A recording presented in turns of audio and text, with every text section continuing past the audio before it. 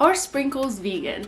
That is one of the questions that I found myself asking when I first went vegan and wanted to make a cupcake, and the answer is a little complicated. The short of it, yes, kinda, sorta, sometimes. Okay, just stick around and I'll explain. In this video, I'm gonna be sharing with you how you can tell if the sprinkles you're using in your recipe are vegan or not, and I'm gonna be sharing another 4 sneaky non-vegan ingredients that you need to be watching out for if you're baking without eggs and dairy. Oh, and sidebar, I'm a professional baker and a vegan of almost 12 years, so I kinda know what I'm talking about. Let's do this. So here's the thing with sprinkles. Some of them have dairy in it. Why? That is an excellent question that many vegans have asked before you. Why is there milk in this? Most of the time, why? There is no need for it. Milk powder, why are you in everything? There is no need, yet milk powder always finds a way, it seems. But that doesn't mean that you need to go and make your own natural sprinkles at home or, gasp, live without sprinkles at all. No.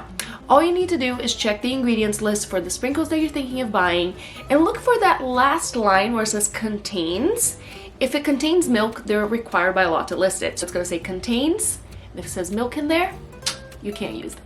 If it doesn't, then you're in the clear when it comes to dairy, but there's more. So this may blow your mind, but you know that shine that a lot of sprinkles have? That's made with bugs. Ugh. Yeah, I'm not joking. Confectioner's glaze is made with bug parts.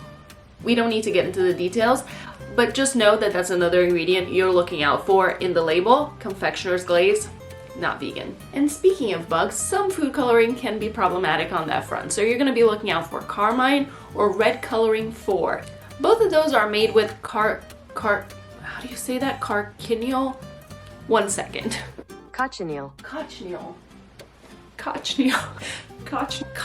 What the?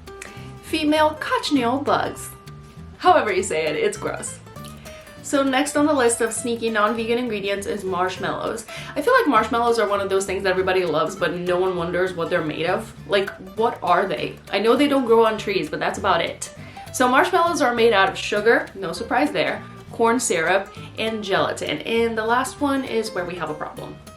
Gelatin is not vegan. It's actually not even vegetarian because it's made by boiling all kinds of parts and bits of cows and pigs.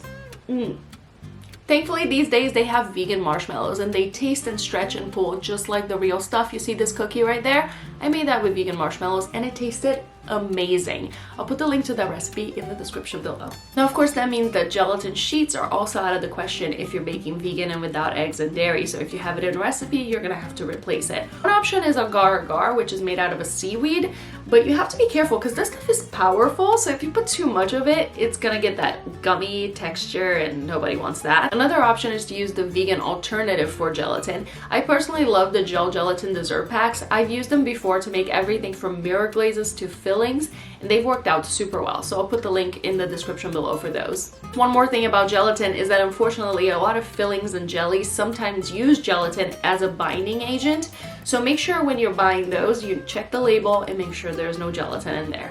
And then we have baking chocolates. Remember at the top of this video where I mentioned that milk seems to find its way in all kinds of places it shouldn't? Well, this is one of those occasions, so make sure you check those labels and it doesn't list any milk.